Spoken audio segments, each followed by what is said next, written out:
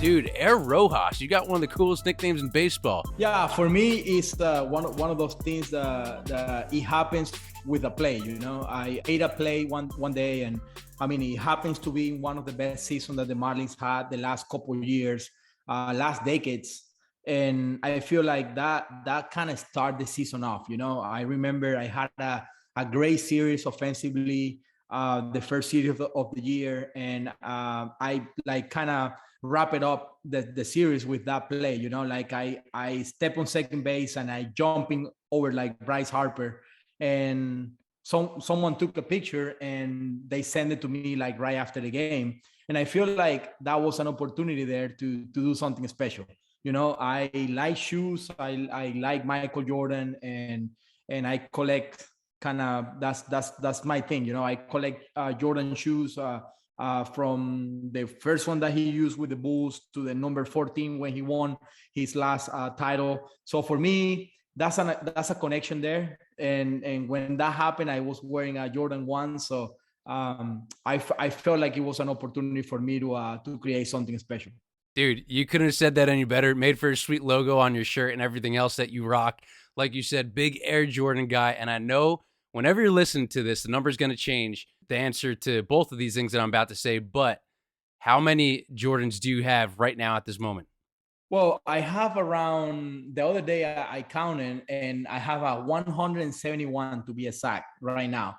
But a coming couple of pairs coming my way, so that's something that I do, that I'm passionate about it, and having a collection that I can always have and check it out, knowing that I put the effort to be to have the collection the way that I have it. I feel like it's something that I always gonna appreciate. All right, so this is what blew my mind. You ready for this? What do you got? So say that's about 200 pairs of shoes right now at this moment. Yeah. Each individual sneaker, that's say 400. There's only been around 400 players at this time of the interview from Venezuela to make it to the big leagues since 1939. That's right. How about that? You're one of them. Yeah, it's pretty crazy to actually to think about that, because I mean I've been blessed with the opportunity to play baseball since I was a little kid, and I was blessed from my family, that got the opportunity to play baseball when they were growing up in Venezuela, and that's why coming out of Venezuela, I will never forget that I came out of that country, especially knowing that what my grandparents have to do to give me the opportunity to be a baseball player. I will always appreciate that, and for me, that's something that I don't take for granted, and I wanna be an inspiration for other kids that play baseball in Venezuela, and they know that it's possible, when they see me here, when they see me talking to you, and they see an opportunity there. I want them to go get it, and I'm happy that I can be a motivation for others, like Omar Vizquel was for me. So I think about a lot of stuff when I was growing up in Venezuela, and I can never forget where I come from. Dude, yeah, no, it literally just blows my mind, and I'm sure both numbers will grow. Hopefully, one more than the other. But I always say this about anytime anybody starts a journey or goes towards a goal, they always started thinking that it's gonna be a certain way or end a certain way, and then something completely different comes along, and then you end up doing X, Y, Z, which is all still awesome in the end. But that's kind of how I felt, and I think a lot of people probably feel towards you when they see everything that you're doing off the field, which we'll talk about, and how cool it is with the kit collection, all the cleat designs that you do, just everything about you. And then, like when I did more and more research again, I just find it like mind blowing that there's not many people have done what you've been able to do, and it's just so crazy. And then you get deeper and deeper into it, and it's just like it blows my mind. And you have just such a great story, and like you said, you want to inspire people, you want to motivate them. That's all what Keep Swing is about. That's all what you're about. And like you said, your grandfather, he was an instrumental character in your life growing up, and you had your mom too, who was huge into music and just absolutely loved you. And you pretty much started playing baseball when you were what, like 4 or 5 years old or something like that? Yeah, it happens when I was 3 years old.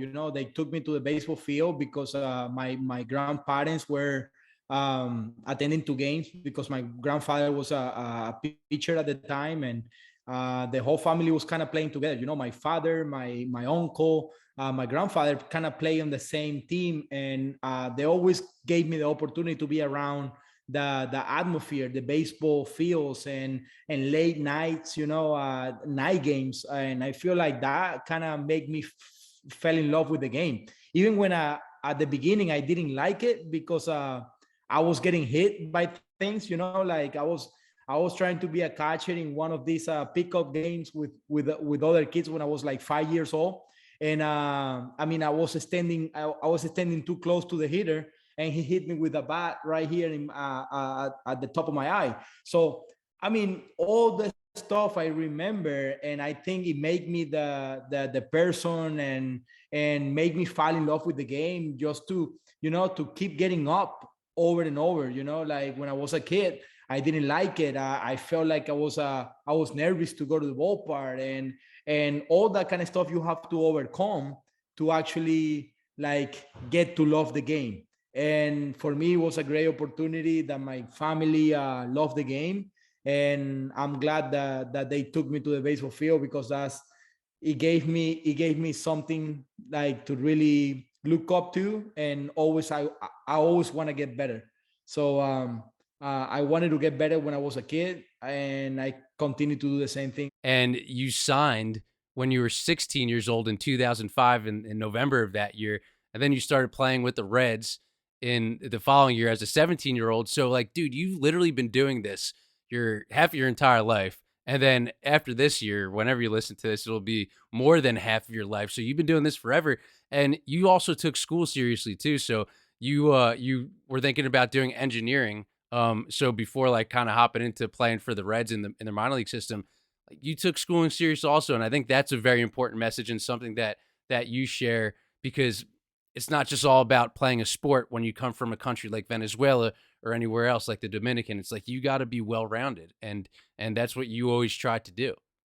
Yeah, I feel like being a baseball player and getting to the big leagues is not an easy task. You gotta be prepared for everything that the life throw at you. And for me, I never knew that I was gonna be a 10-year veteran baseball player in the big leagues. Before you do that, you have to overcome a lot of stuff in the minor leagues. You have to be able to sign with a team and all that, and you will never have something secure other than your school and the things that you do to get better, and to have a professional career, whatever the area is.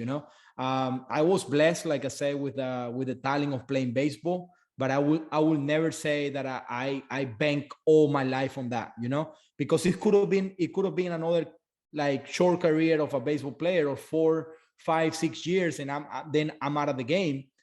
I always wanted to be prepared for an opportunity in some other capacity in baseball. I wanted to be prepared to learn the culture in United States. When I got the opportunity to get here, I wanted to learn the language as soon as I can. So that way I can actually secure myself that if something happened with my baseball career, I could stay in the game in some capacity.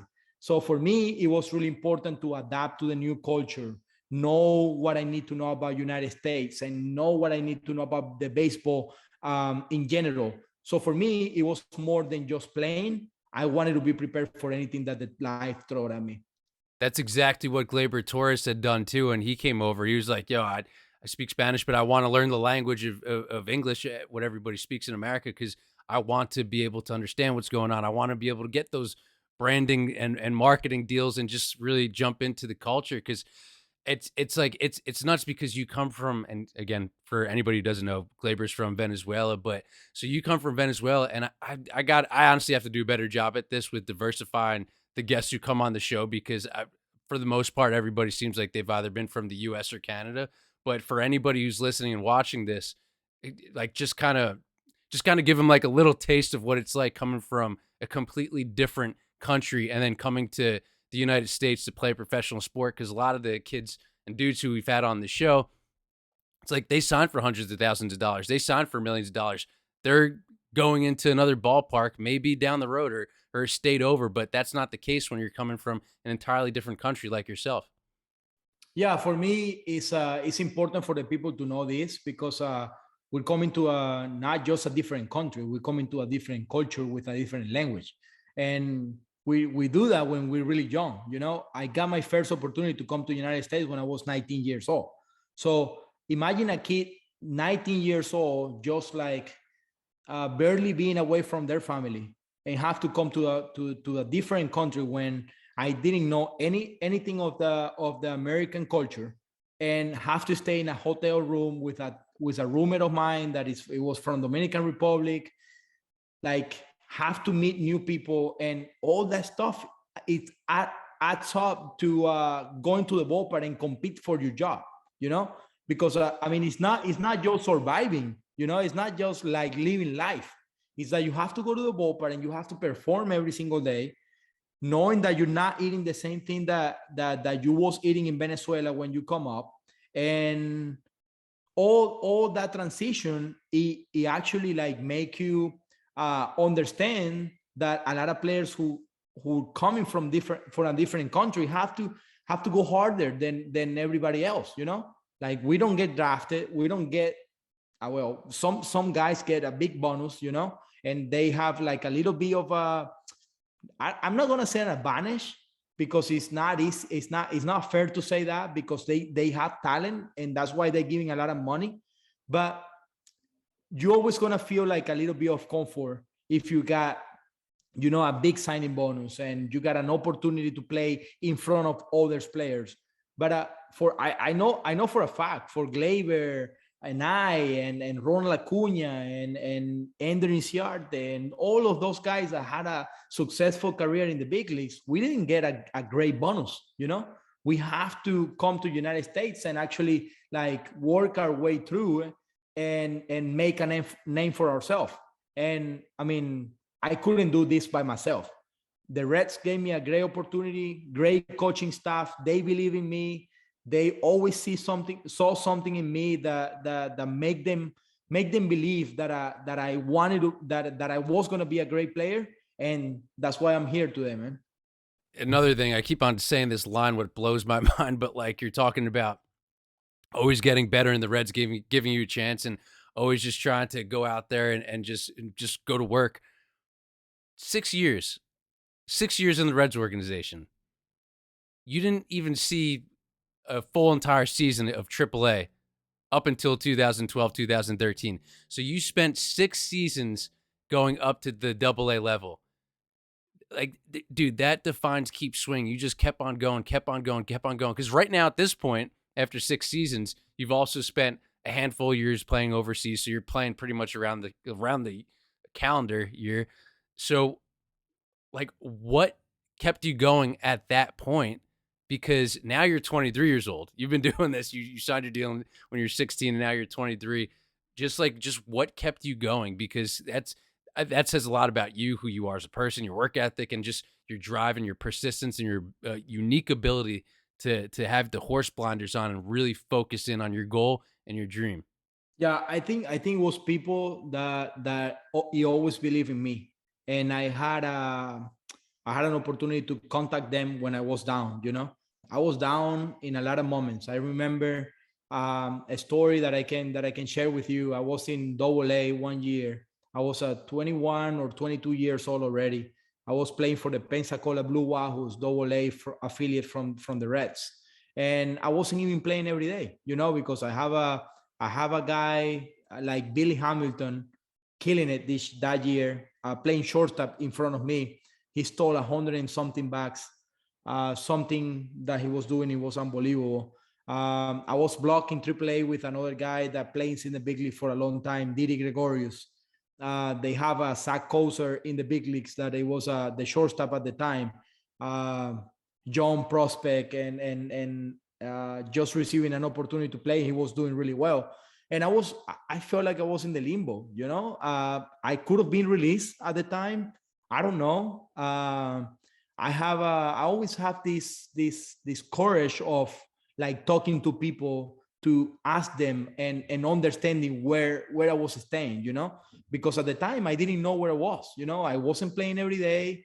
I was in double A. I thought my career was it could have been over, and I called a guy that I really trust, and I thought he could have given me the best advice what to do at that time.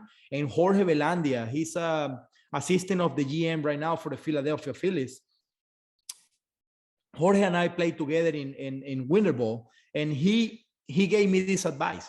He told me, go talk to your manager, go express him the way that you feel, and ask him what's your role in this team, and what can you do to get better and to receive an opportunity. And until that moment, I didn't know what to do. I was just at 20 or 21 years old in Double A in Pensacola, and I have great people by my side to tell me the things that I should do at that moment. And this is just one of the times that I felt like I was so far from being a big leaguer. And man, unbelievable how it happened. I don't know, but at the end of the time, at the end of my career, I'm gonna be feeling so proud of the people that support me and the people who really believe in me and always give me an opportunity, even when I wasn't even playing in double A at one time. Everything that you just said just now, anybody just relate it to your own life, just listening to this and watching this. Like, think about what Miggy did. He called somebody, he went to somebody, he found a great support system to lift him up. He went to a manager to ask to try to get focus on the goals and dreams and everything, because at that time you are down and you need to be picked up. So you just can't rely on yourself to do that as a person. So you need a great team. You need somebody who you could call. And then also, again, this is still double A. So you're not at your goal. Like, you are pretty at, it takes a while to get through the minor leagues. You're still far from it, but it's still just get so close. So now that your time with the Reds is over, so 6 years with them, right? And you easily just could have packed up and gone home, or maybe stayed in the States and worked another job like so many others do. But the Dodgers come calling and you latch on with the Dodgers. And then you head on over to Los Angeles, where you met somebody who has been so instrumental in your career, who I love. He's been the best to me. So I know people listening and watching this probably seen pictures up on Instagram or anywhere on social media, but like, dude, Don Mattingly is one of the best people in baseball. He's one of the greatest people that you could ever meet off the field. And as, again, like I said at the top of this, as I'm doing research and more just diving into your story, I'm like, dude, this guy is so much cooler than the cool cleats. And I knew a lot about you already, but everything that I hear you say just screams leader to me. And Don Mattingly was one of those guys who, when you met, when he was with the Dodgers, played such a pivotal role in your career. And I mean, you'll tell the story better than I would, but talk about a blessing in disguise, going over to Los Angeles after 6 years in the Reds organization. Yeah, I was a little bit long-winded, but dude, you got me hyped, man. No, it's a bless, like you say. Getting to meet Donnie. He was the manager of the big league club at the time. I got there in 2013, just seeking for an opportunity to impact, my career and someone's. I'm not gonna be here telling you that I was expecting to play in the big leagues with the Dodgers. I was just wanted to get an opportunity to play and show them that I can do it. But one important thing that people don't realize how important it was like my team in Venezuela, the Winter Ball team. I always have the doors open in Venezuela to go play and to showcase my abilities for scouts and for people who wanted to know if Miguel Rojas can still play. I will always go back to Venezuela, playing Winter Ball, playing in front of a lot of fans, and we have a great opportunity to have a good team. And we went to the finals one year, and that kind of opens a lot of eyes. And I feel like that's how the Dodgers organization came across, not just Don Mattingly. I couldn't meet Don Mattingly if it wasn't because of Carlos Subero or Francisco Cartaya or Dijon Watson. currently on the front office of the Washington Nationals. They were the people who actually gave me the opportunity to be with the Dodgers. Soon as I got to the Dodgers in 2013, I was doing my team in minor league camp, and I mean, they saw something on me, and they invited me to the major league camp, as a minor league invite. And I mean, I made Don Mattingly feel comfortable, and he could plug me in any position, second base, third base, shortstop. Um, they gave me an opportunity to learn how to play first base, a little bit here, a little bit there, and that was kind of my path, And when they showed me that path, is when my career actually exploded. Being a Yes. utility in the big leagues gave me the opportunity to play this game at the highest level. I thought I was gonna be a shortstop, and my goal was always be a shortstop in the big leagues and be one of the elite shortstops. But receiving an opportunity as a utility guy, as a backup player, that was what gets me in, because I never knew that my past could be that. And when they kind of introduced that job to me, I took it really serious, and I went to Double A, play every single day ashore. But they kept me in Arizona because if something happened in the playoff, I was gonna be the first guy called in, and that was a great opportunity, man, to play different positions and make Don Mattingly feel comfortable plugging me in any position, and that gave me a chance to play in the big leagues. My defense, man. Yeah, got you your big league debut in June of 2014, right? Yeah, that was it. That was it.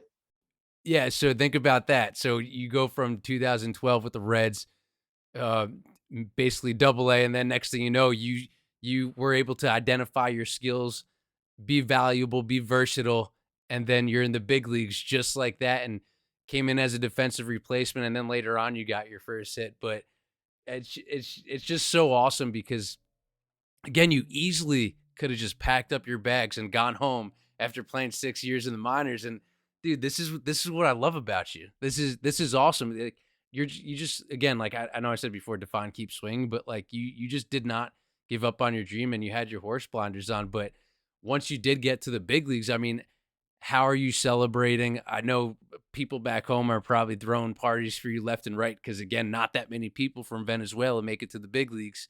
So this has got to be such a special moment for you. Yeah, I wasn't even celebrating or anything. I was just so consumed about like not letting this opportunity slip, That's why I've been telling everybody that me coming to LA have to be something that is a full circle moment for me, because closing this era in Miami and having the opportunity to go back to LA, it makes me appreciate and understand that everything that it happens is for a reason. And at the time that you say, I got called up and I got the opportunity to play and all that, I got my first hit, my first homer, and all, and everything that happened that year. I was so consumed about like what I need to do to stay in the big leagues. I didn't enjoy anything, any of that. Yeah, definitely, like made me feel great, made me feel happy. My family was feeling happy, but I wasn't like throwing a party like you say. I was like so consumed about what I need to do to stay in this level. I never want to go back. I want to stay here. I need to get there early, like I need to get my work done. I need to put my head down and work. And that was my only memory about that year, like work, work, work, find a way to stay in this level. And now I can actually go back to LA and enjoy what I do, and actually um like be part of a team, and instead of being worried about like get get sent back down to the minor leagues and all that. So many people don't understand that when you get an opportunity to play in the big leagues doesn't mean that you're going to stay there forever. And for me, one of the biggest thing that opened my eyes, it was how hard you have to work to stay in the big leagues compared to what you was doing in the minors. So yeah, I got that opportunity to be a defensive replacement in Colorado. I made an error, my first chance in the big leagues, and even didn't even matter because the next day, Don Mattingly gave me an opportunity to start at third base with Clayton Kershaw on the mound, and I make my major league first career start, and I got my first hit, my first RBI. We won the game. I made every play at third base, and like you say, man, just keep swinging because I mean, life is not gonna be over just because you hit a rough patch. Damn, I got the chills, man. I already know I'm clipping that one. That was dude, that was awesome. And for everybody who's watching this, and I guess anybody who's listening to this too, Mickey's got a bunch of bats behind him right now. Is one of those bats from the game that you were just talking about? No, no. This patch that I have right here on the back is people who I consider friends in the game. So you will see in this wall, I call the wall of fame. So there's bats from Bryce Harper, Ichiro Suzuki, Anthony Rendon, Nolan Arenado, um, Justin Turner, Martin Prado, Arbel Pujols, Wow. and those are the Martin names Prado, that another Venezuelan dude. exactly. So Martin is my boy and a guy who contributed my career, and I can be more grateful for the opportunity to be under his wing when I got to Miami, and he kind of taught me a lot about the game. But all these bats are I don't own any of these bats. I don't want my name to be there. I want my friends, what I consider my friends in the game, to be in that wall. So is there anything up there that you have from like your debut or anything from that first season just to kind of remember it?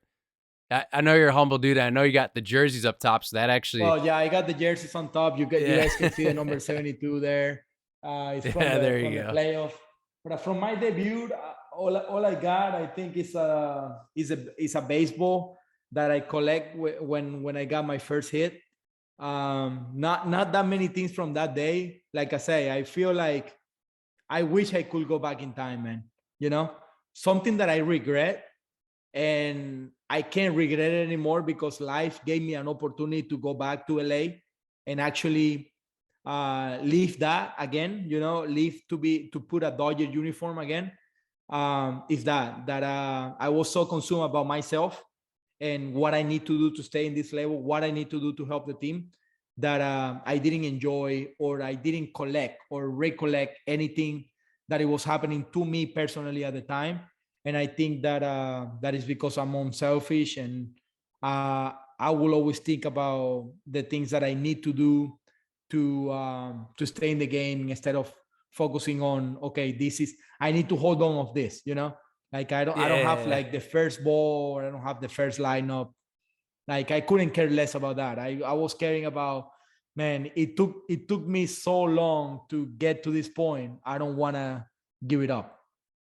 yeah. Where a lot of people would probably maybe cool the Jets or be like, all right, I made it. Now I'm in the show. Now let's buy all the fancy things and just chill out. And they sometimes forget the work ethic and something that you do. And this is just such a great ability that you have, and like a skill and a trait. And I want to know if you worked on it over time or how you kind of acquired it. It's kind of that mental aspect, whether it's getting focused around noontime for a 7 o'clock game and just being really locked in, or if it's that ability to turn the page.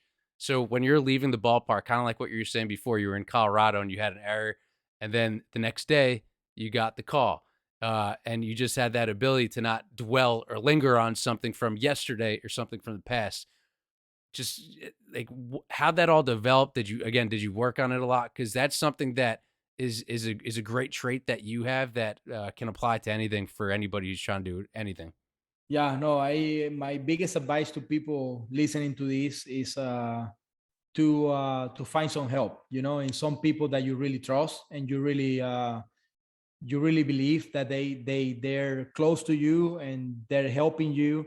So talk to people because everybody, I think every athlete have deal with anxiety and pressure and nerves and all that. So for me, I didn't find a professional assistant until this past year. You know, I dealt a lot with a lot last year, like losing my mom, losing my grandfather, people who really impacted my life, not my baseball career. I'm talking about life. And I have to go through moments of a lot of anxiety, a lot of like mental um, downness and things that are really brought me down for me to find professional kind of help. So at the time that happened in Colorado, I make my first error. I went back to the hotel and I cried almost the whole night. I was a 24-year-old guy, you know, like I'm not a kid anymore. And I'm crying in my room because my first opportunity to play in the big leagues, I made an error. And I didn't know if I was going to receive another opportunity.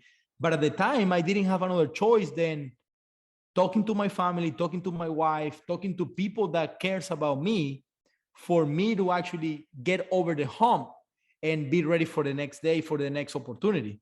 Don Mattingly play a great role on that. He actually called me into the office the next day when I got to the ballpark, and he told me, "You're starting today. It's a new day. You're gonna receive an opportunity. We don't care about what happened last night." And that people kind of impact your life and gave you a chance to actually believe in yourself. And that's one of the things that is the most important things is confidence. If you don't believe in yourself, nobody's going to believe in you. And I started learning that really early in my career because I'm not in this point right now without the help from other people. So I will say something really, really important to others is find help, find people that can help you with overcoming stuff that you have in your life. And that's going to be the key for you to actually get to where you want to get. So to be honest with you, I just find professional help this past year in 2022, and I've been feeling so good about my mental health, and the way that I see things now is different. But we all struggle with mental stuff. Dude, first, thank you for sharing that. And second, I knew that this this was gonna be great, but I didn't know it was gonna be this great. Just by you talking about this, I'm sure from myself to anybody listening and watching this, they're definitely, I'd imagine, feeling better, getting better, or maybe we'll take those steps so that they could do the same thing. And also, too, to your point, also speaking from my personal experience, is that you almost feel like once you do get that help, you almost feel like you unlocked a certain cheat code or level within your own personal being, and then you can really be yourself, and you just feel like Superman, Yeah. you know? So the fact that you did that, I just can't wait to see what like happens for you here on out, whether off the field or on the field. Because I again, like I know that that is definitely very very helpful, and yeah, like you said, that support system, professional for sure, and people as well, like a Don Mattingly. And I think something that worked really well in your favor, just by chance, is that when Don Mattingly went to Miami, soon after you went to Miami, and now you guys are staying together. So you Mhm. still have that person who builds that confidence in you, which is another factor too, building confidence. I always think pretty often about stuff like this. It's like the preparation is what helps you with confidence. If you Mhm. feel like you're not prepared, you're probably not going to be all that confident, or you'll sound nervous, or you'll be nervous. Yeah. Same thing with baseball. If you don't feel prepared going into a game, you might be a little bit more nervous at the plate, but as long as you do your homework, and that goes to anything in life. 100%. And I talk about Don Mattingly a lot, but one thing that Dave Roberts did the other thing is really important. He called me and we talked on the phone for like around 10 or 15 minutes, and he actually expressed that he cares about, okay, I want you in my team. I want to know about your family. I want to know what is important to you, what you really care about, because Don Mattingly is being like my only manager in the big leagues. And all I know is how Don thinks, and how he wants to get things done.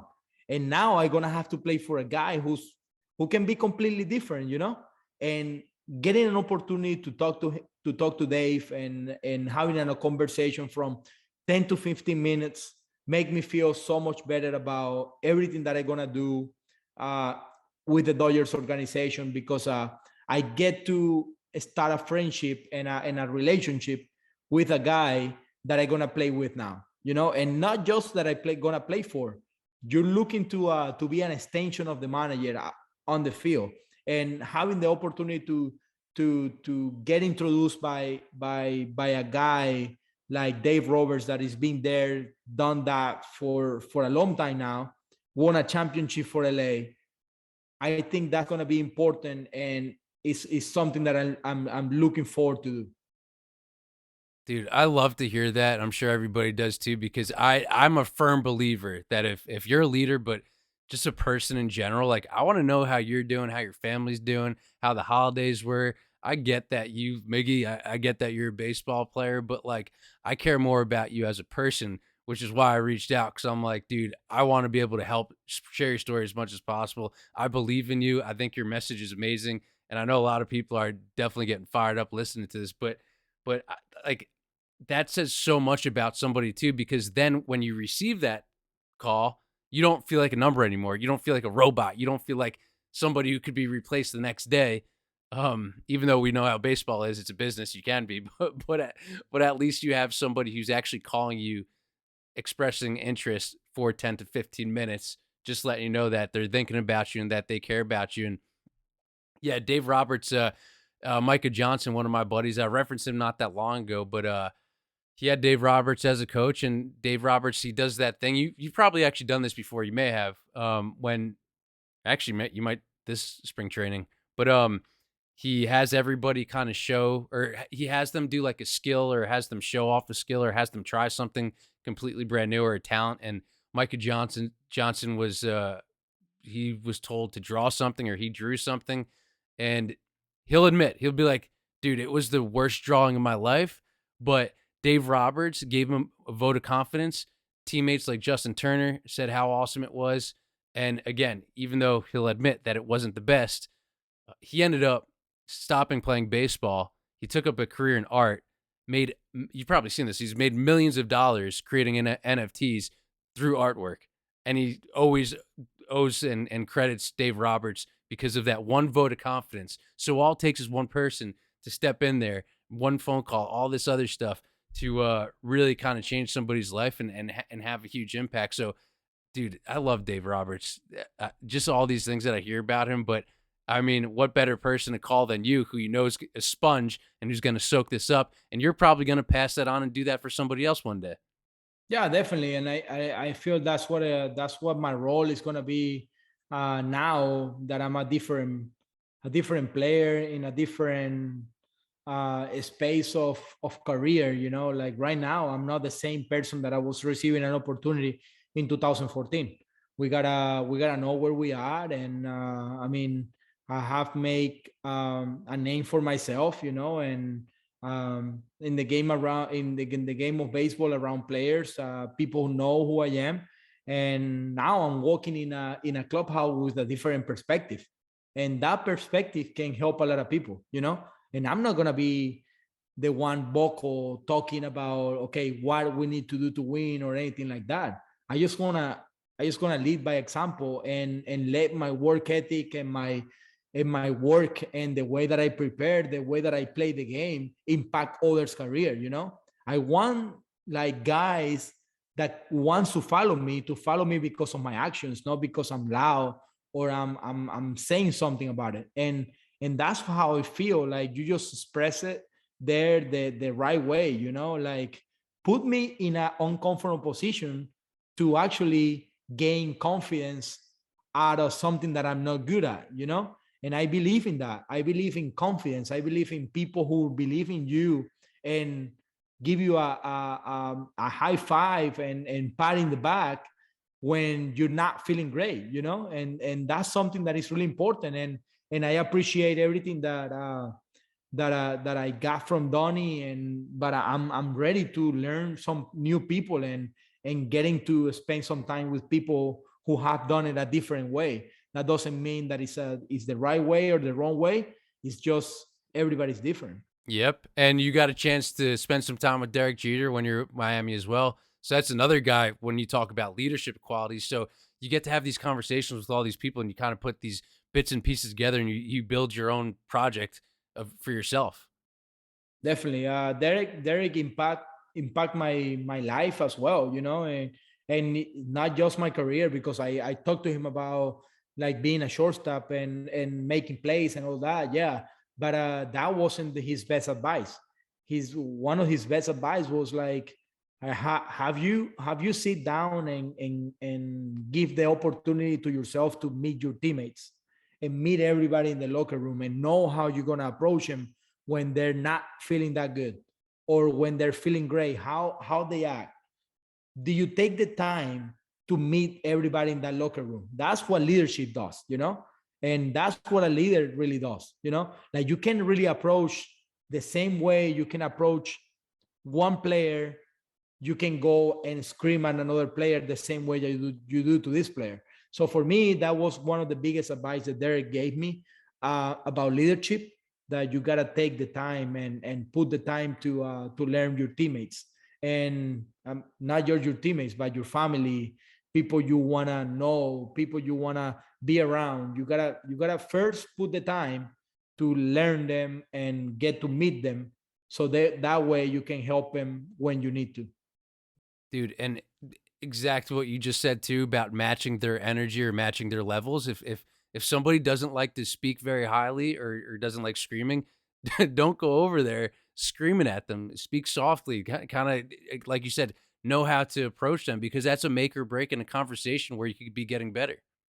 Yeah, 100%. And that's why I tell you, like, Derek can impact people's life just because he give them an advice.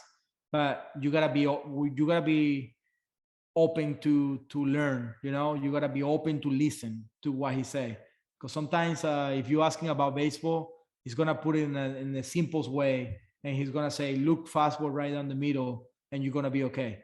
It's really hard to understand that message, but if you're open to listen from a different perspective, I think you can actually find a message.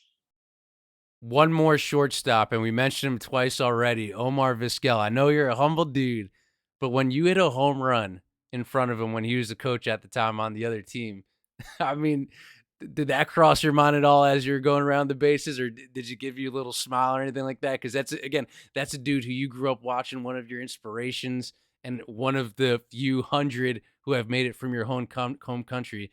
And you next thing you know, you're hitting a home run in front of him. That dude, that's such an awesome moment. Yeah, and one of the best to ever do it at shortstop. You know, not just from Venezuela, but overall. Feel like winning in 11 Gold Glove is something that I will always, you know, not just respect, but I will always like um, have it on the top of my mind as the best things that a Venezuelan have done ever, because I know how hard it is. You know, I've been a finalist myself twice, and I haven't been able to get one, and that's been my dream my whole career. And having Omar as a Venezuelan winning 11 Gold Glove, you know, that's something that I will always admire. And playing against the Tigers in 2014 with the Dodgers, hitting a home run. I knew he was at the dugout. That makes it extra special, because I hit a home run and I play good defense, and I play a really good game in front of my in front of my idol.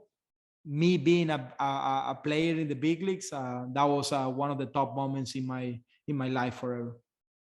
Oh, I bet. And you mentioned too, you came close to winning a Gold Glove twice. And when you look at, we don't talk about stats on this show, but like when you look at your numbers and when you look at the things you've been able to achieve over your career, dude, you're like a fine wine, man. You just keep on, you keep on getting better, which I think shows a lot about your approach about getting better each and every day and always wanting to learn and never settling. And in a sense that, though you came twice close for a Gold Glove, that almost I'd imagine helps you be even hungrier as you enter the later parts of your career. So there's no slacking off. I mean, you just posted an Instagram story the other day where you are getting after it, even though at this moment, like you have some a little bandage on. I'm not trying to date this, but like there's nothing stopping you from getting better. If there's something that's going to slightly derail you, you will find something else to do that will help you get better, like the agility work. So I think that's just such a testament to who you are as a person and as a player and why you've been able to stick around so long. Again, you've been doing this half your life, more than half your life. Not many people could say that. Yeah, no, and one of the things that you have to find a motivation that is going to be different the year pass, And for me, motivation right now is, to be honest with you, is not winning a Gold Glove. I think that time for me passed, and I'm not gonna be thinking about, okay, what I need to do to win a Gold Glove. My motivation right now is to help this team as much as I can to win a championship. And the motivations, like I said, you're always gonna find it from different places. It can never be the same. It can never be the same thing that drive you when you were 16 years old is going to be the same thing that drive you right now, because it's impossible. So getting this new opportunity and getting this new chapter of my career, I feel like my motivation is going to move to a different place, which is something that I've been seeking for a long time too. The culture that you bring to the game. I got a feeling maybe in 15, 20 years when people think about cool players who played baseball 20 years ago at that time, they're going to be thinking about you. Your name's going to be popping up the same way Kenny Lofton and all these other guys will. Because in 2020, you were able to start an Instagram page where you're able to show off a lot of the things that you wear to the field, your cleats that you wear on the diamond. And dude, you got some of the coolest outfits, and I'm not blowing smoke up your ass, but some of the sickest cleats. And the fact that you played on the Marlins and now I get to go to the Dodgers and wear some cool colors, like the neons, like everything just made it that much cooler. Yeah, for me, it was a great opportunity when Alex and the team from Stadium Custom Kicks gave me a call, and everything happens kind of because of that play. The play that I make, jumping on top of Bryce and getting pictures, and the commentator at the time say have to be the Jordans. It got to be the Jordans, like whatever happened to Michael. And that was kind of a time in my career where I can start something, and that's why I call my Instagram page Miguel's Locker. I just want to show up everything that I have in life about style and the things that I care. um Showing up your own self, like not being not being like shy of showing what you like and the colors that you want to use and all that. And I know a lot of other players are kind of in the same page and are kind of moving towards that direction. But I mean, hopefully that inspiring someone to continue to do themselves, to be themselves, and continue to do their team. Dude, yeah, you're technically one of the pioneers because there's not. Well, I mean, now there's more people doing it, but not many were doing it at the time. And again, the fact that you have some of the colors that you were working with the Marlins color scheme, the South Beach retro Jordan ones, I think those may be my favorite. I love the splatter. That I'm such a sucker for any cleats that have the splatter on them. But something that you have on the tongue of them, I think, is even better, which is all about you. But it says it's more important to be a good person before you can be a good player. Let me show you that real quick. I got that here real quick. Dude, what are the chances? All right, so we talked about this before. Miggy's got about 200. Wow, and now he's got them right Yeah, here. you're talking about this special pair.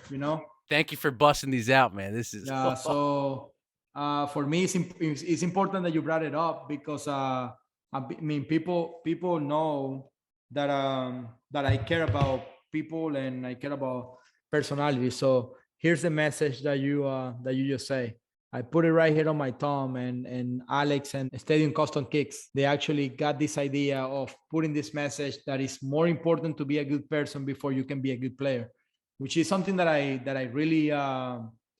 really model my career and about, and that's why I have these clips right here. I wore them 1 year.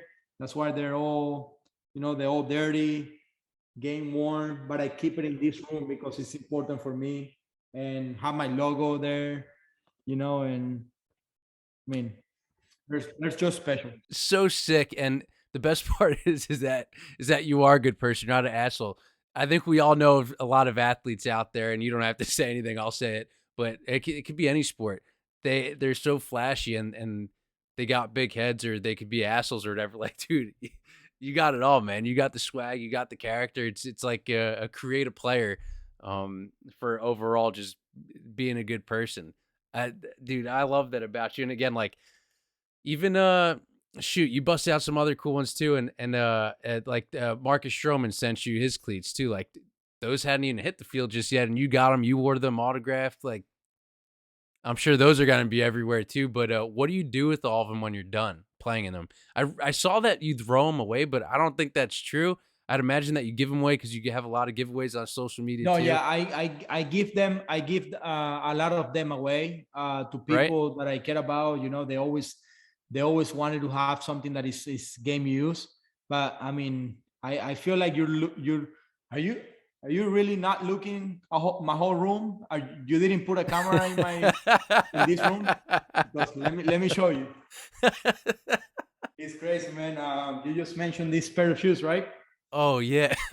I I'm have gonna in stop there. I'm not gonna guess any other I ones have or in them as well. So Marcus Stroman, a guy that I actually respect the way that he go about the business of baseball. The HDMMH, that the thing that like hard doesn't measure hard.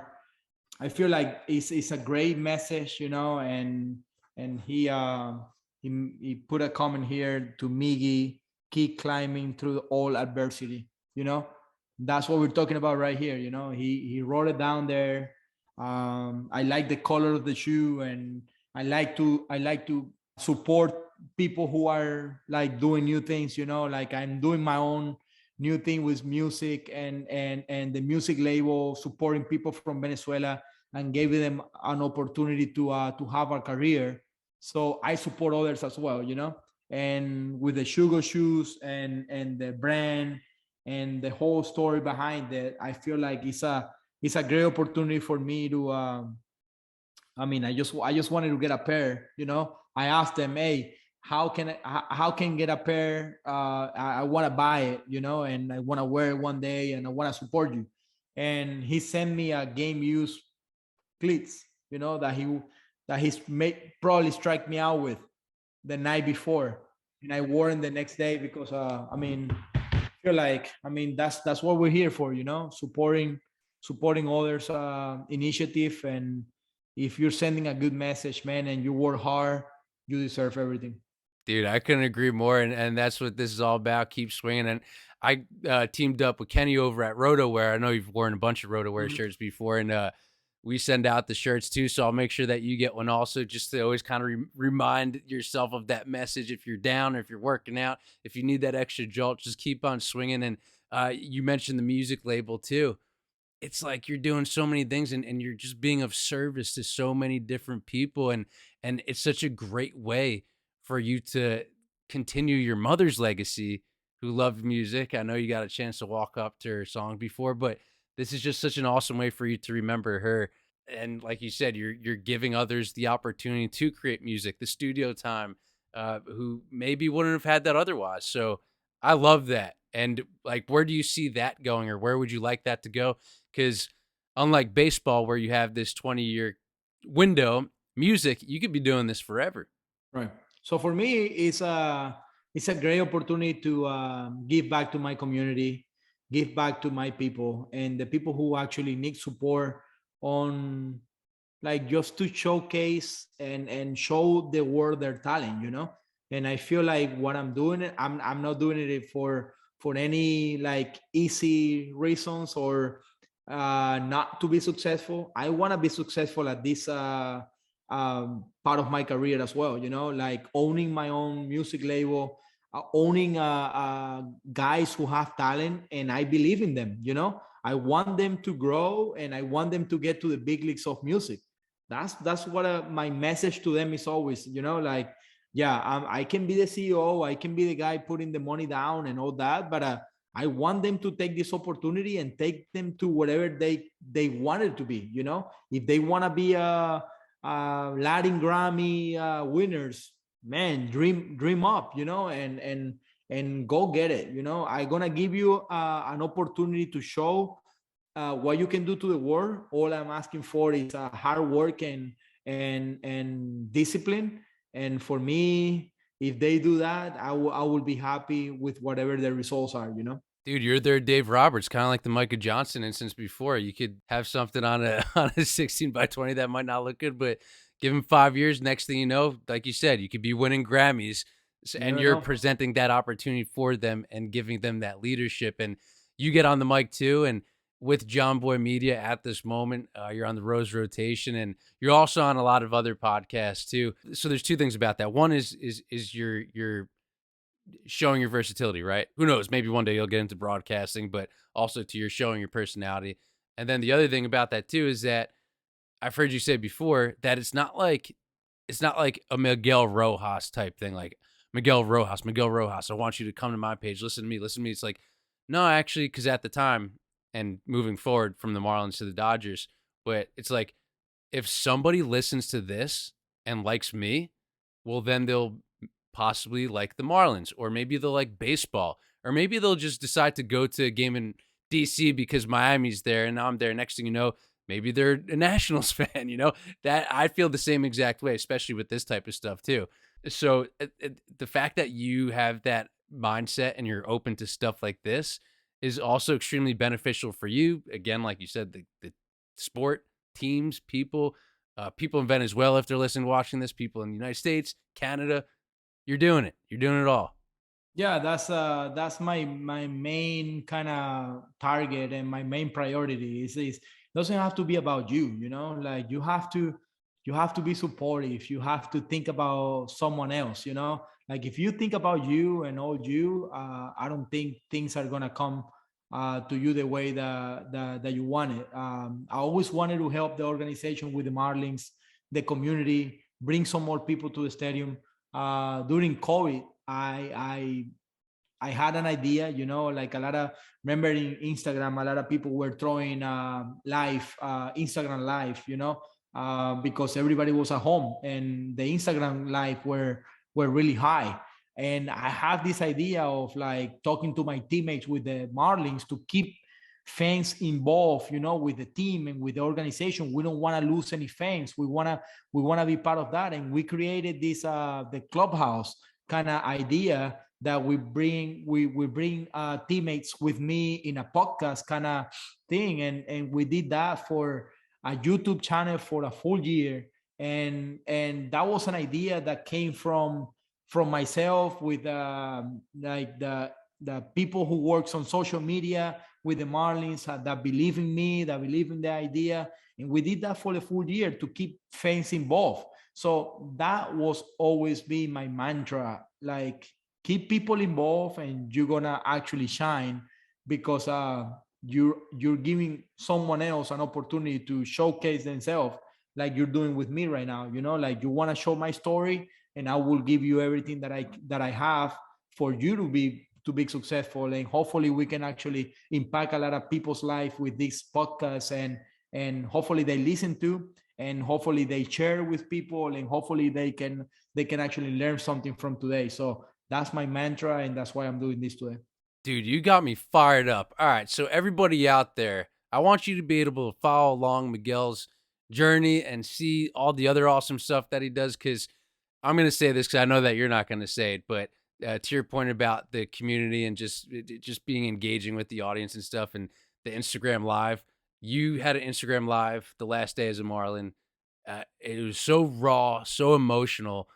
You saw Juan Pierre on the walk in, and then I feel like after that, that's kind of when it really started to hit you like, oh, this is it. This is my time here. You didn't have to do that. You did. And it was just great seeing the comments, seeing the people loving you. And then there's so many other videos that you had put up as well. At the end of the season, you'd give away your bats to everybody. Like, this is stuff that you could be keeping for yourself. But it's like, no, I'm actually going to give it to you guys as a way to say thank you. So dude, I get the chills just thinking about it right now. But I want everybody to be able to see that type of stuff, and really again just follow along your journey, because yeah, you're the man. So shoot out your social media platforms so everybody could follow you. Yeah. I'm on Instagram, and my Instagram is at Miguel's Locker. You guys gonna find me there. You guys gonna enjoy a lot of the stuff that I post there because I mean it's all about baseball. It's all about the stuff that I wear on the field, that I wear off the field. I post a lot of my shoes, the ones that I get, and it's not just to show off because it's my passion. I'm gonna post a lot of my my teammates and people who does well. I'm gonna post about the things that I like. I'm on Twitter as well as M Rojas official. Um, Looking forward to look all of your comments over there, and thank you for this opportunity, bro, to show the people that I'm here. That was awesome. Definitely go follow Miggy. And I want to read off my favorite post out of all of them because I think this is a good note to end on. But the caption read, "Don't be afraid to take chances and go for things in life. Be brave and sacrifice to accomplish all of your goals." Miguel Rojas, you did just that, man. Congratulations on an awesome career so far. Thank you. Moving forward, dude, you're the man. Looking forward to keep doing it, man. I'm not gonna stop swinging, like you say. Just gotta keep swinging, and that's a great slogan because I mean you should use it in your life. You never stop swinging, you never stop going for it because you never know when you're this close to accomplish everything that that you want. Dude, once you get that World Series ring, we're doing a part two. How's that sound, brother? Let's do it, brother. Let's do it in November of next year for sure.